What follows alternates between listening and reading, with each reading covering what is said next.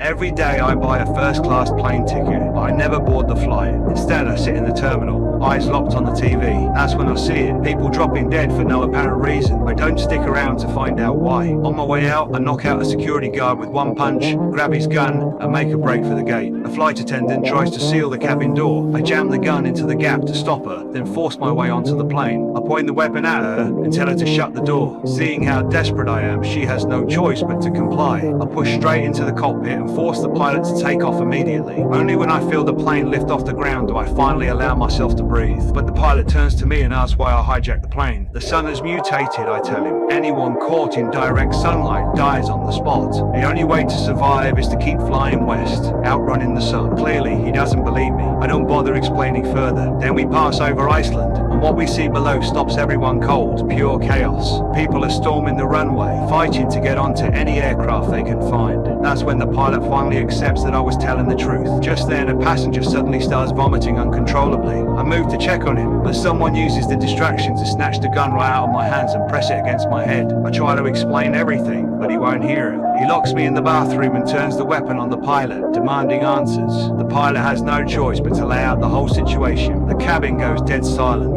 The man hands the gun back and has someone unlock the bathroom. I'm furious. I'm ready to throw hands, but someone cuts in to say the plane is almost out of fuel. We have to turn back and find somewhere to land. The pilot wants to double back to refuel. I object. He tells me to shut up. He's the one flying this plane. He reminds me he's the one keeping everyone alive. I back down. We soon spot a viable location, but just as we're lining up to land, one of the engines fails. The aircraft shudders violently. The pilot makes the call to attempt a sliding emergency landing, an incredibly risky move. One small mistake, and we go down hard. Somehow, we make it, but the runway is dangerously short, and the plane is barreling straight toward a building at the far end. The pilot wrenches the brake lever with everything he has, screaming at the plane to stop, and it does, miraculously, coming to a halt just 3 feet from the wall. The passengers, shaken but alive, ignore instructions to stay seated. They deploy the emergency slides and pour out onto the tarmac, immediately pulling out their phones to reach their families. No one gets through. Then a car comes rolling toward us.